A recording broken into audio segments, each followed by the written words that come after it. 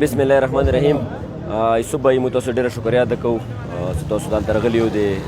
اهل سنت والجماعت د درنې کوریج کوئ. خبره څه ده چې نن دویمه ورځ ده د مو درنه احتجاج په د ساده امیر مویا چوک کې روان دی او ورسره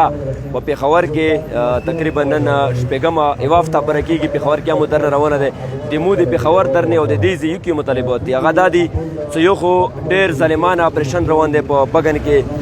هغو خلکو سره هغو مرهم پټي خو یورې ونه شوه بازارونه وسېزېدو دکانونه ړنګ شو کورونه ړنګ شو جوماتونه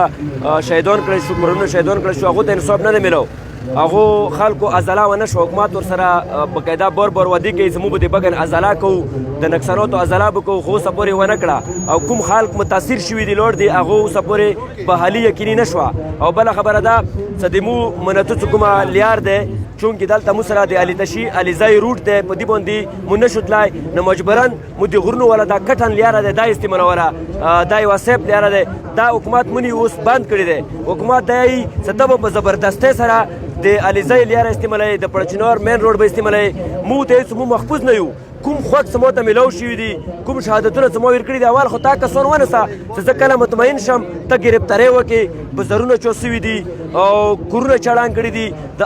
مقبل قوم 18 کسان چو شهیدان کړي دي ته د هغې علاقې ولې اپریشن نه کوې ته خلک ونیسه ته مو مطمئن کا زه به بیا روډ استعمالوم چونکې دا مو خپل روډ دی منتو دا د سنټر کوم علاقه دی دا د مو خپل روډ دی دا د مو مرضي دی که زه په کومې لیارې ځم خو حکومت مجبورا په زبردستۍ سره مو دې ته مجبوروي چې ته به لازم د علیتشي په لیارې ځې نه زه نه ځم صرف احتجاج مو دا دی چې مو ته د منتو لیاره چې کومه دی دا به تر هغه پورې مو استعمالوو چې څو پورې مو ته اطمینان نه وي حاصل مو ته انصاف نه میلو مو کله هم په د علیزای روډ بروسه نه شو کوی څومره مو ولګېدو مزید مو هېڅ قسم اعتماد نه شو کوی نو مو مطالبې دا د حکومت نه چې منتو لیاره مو ته فورا خلاصه کا د بګن اپریشن ودروه که ته اپریشن کوې ته د اول پړچنور اپریشن وکړه چې هغه نه د دهشتګردۍ شروعات شوي دي او دا لیاره مو خپله لیاره دی دا ته مو مه بندوه او که بیا نه درېږي انشاءالله مو به دلته بیا ټینټونه لګوو دا روډونه به بندوو او دا درنه به انشاءالله مو